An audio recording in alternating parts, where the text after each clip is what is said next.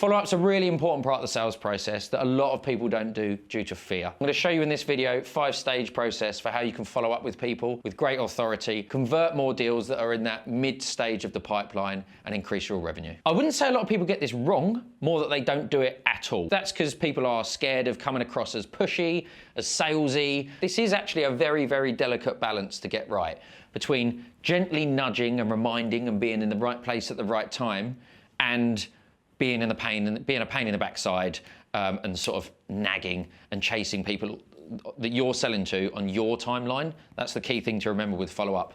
These people are not working to your timeline. I know you would love to close that thing this week, this month, this quarter, whatever it might be. No one cares about your commission structure and no one cares about your timeline to get it done. So it's all what works for them. So you've got to be really mindful of that when you're doing your follow-up. It would often put me off when I'd be buying something, especially of high value, and somebody's trying to close me sort of within their timeline and their period. So just be mindful of that. So the first thing you do after your discovery call is you send whatever you said you were going to send. Sometimes this is just a price, sometimes it's a quote, sometimes it's a full-blown proposal, sometimes it's just a meeting invite to a meeting with their CTO, for instance, because they also want to check out the creds and I need to bring my CTO now and we have another call and things like that. Depends on the deal size.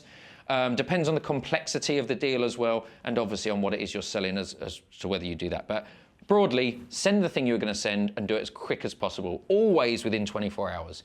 Anything longer than that and you are losing this client. The second thing is a follow-up contact. So if I've sent you what it is you asked, now look, sometimes people might just go, look, I've got a board meeting in a week's time. If it's less than 50 grand, can you send me the price? And I'll take it to the board meeting to get it signed off because I only need one person to sign off things that are less than 50 grand. And you might go, yep, that's absolutely fine. You send them that. What I would also do is send them the key points that they probably want to get across, so the benefits, and almost like, not script it for them, but make it really, really easy for them to explain the payoff for the board signing off that. And remember, you're now pitching to a different audience. You're going via a third party to a different audience, so you're going to want to change it slightly. You haven't got the benefits of a sort of one-on-one situation there. So be mindful of that and send that over. If they then say, the board is in a week's time, we're obviously not going to chase them in 48 hours time. We're going to give them a chance to have that board. We're going to probably wait a few hours, maybe half a day, till after the board is done, and then we're going to follow up with them again to see how it went and what the next steps from there are.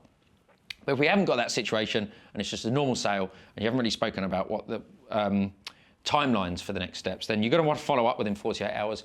Something that adds value. So not just, hi, did you read it? Or, hi, I'm just following up to see. Like, you've got to send them something that adds value. So if you have recently done something that is the same or similar to the project that you're talking to them about, then you're going to want to send them the case study to that. Or you're going to want to send them some piece of learning, some piece of value that you can add to show that A, you care more than most other suppliers, but that's actually helpful to them. And then, yes, you can ask the question, did you get a chance to take a look at whatever it is that you sent over at this point here. If you still haven't heard anything, then you're going to want to wait. I wait 5 days and then contact them again. Now, most people don't go past this point. They just think, well, if they haven't got back to me after chasing them twice, they're not interested. That is not generally true. I think it's between 5 and 8 times is the average follow-up and contact to actually get the sale to the next stage. That's going to differ depending on what you sell and who you sell it to, but I would look at least 5 contact points before I give up. So for contact 3, we're going to want to give it 5 days from when we did this. Give them time to breathe. Look, these are going to very likely be very busy people with 1,000 other things to do than just negotiate a sale with you. So we've got to be really, really mindful of that. So 5 days, I'm following up, but I'm asking questions to help them decide. So what is it they're trying to figure out? Are they stuck on anything? Is there any information that I can give them that will help them? And sort of get a bit of a sense of what's going on. And again, with these, most people will do all of this via email.